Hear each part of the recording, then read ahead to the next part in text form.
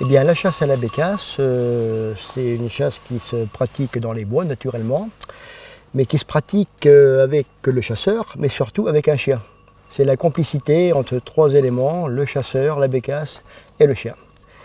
Et je dirais que le duo chien et le chasseur sont très importants, parce que sans cette complicité, sans un bon chien, eh bien, peu de bécasse. Une bécasse qui s'est promenée laisse de l'odeur.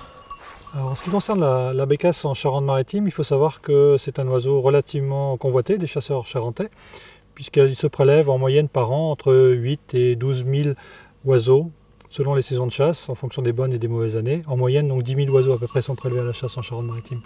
Il y a certainement eu un oiseau qui s'est promené par là. Il est peut-être déjà parti. Hop! Non!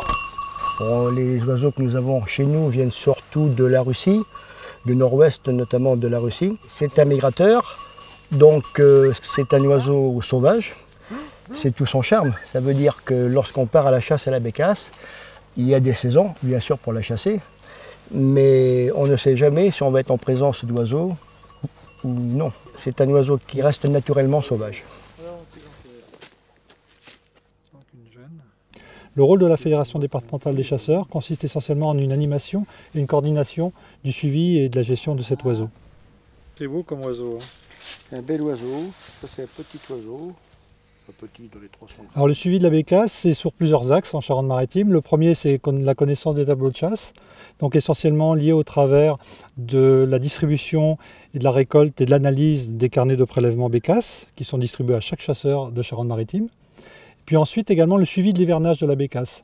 Il faut savoir que la bécasse est un oiseau migrateur qui vient séjourner en hiver sur les départements littoraux et particulièrement en Charente-Maritime. Nous sommes donc un département d'accueil pour cet oiseau et avec des mouvements qui sont parfois importants lors de vagues de froid. Nous estimons donc les populations hivernant dans notre département par plusieurs méthodes de suivi. La première, le bagage, qui nous permet de capturer des oiseaux de nuit au filet à l'aide de phares. Et donc nous munissons ces oiseaux capturés de bagues, ce qui va nous permettre ensuite, grâce aux récoltes des chasseurs, de savoir où l'oiseau a été, ce qu'il a fait entre le moment où il a été bagué et le moment où il a été récolté par le chasseur. Nous avons également des indices, particulièrement en période de vague de froid, pour suivre également le niveau d'abondance de cet oiseau en Charente-Maritime.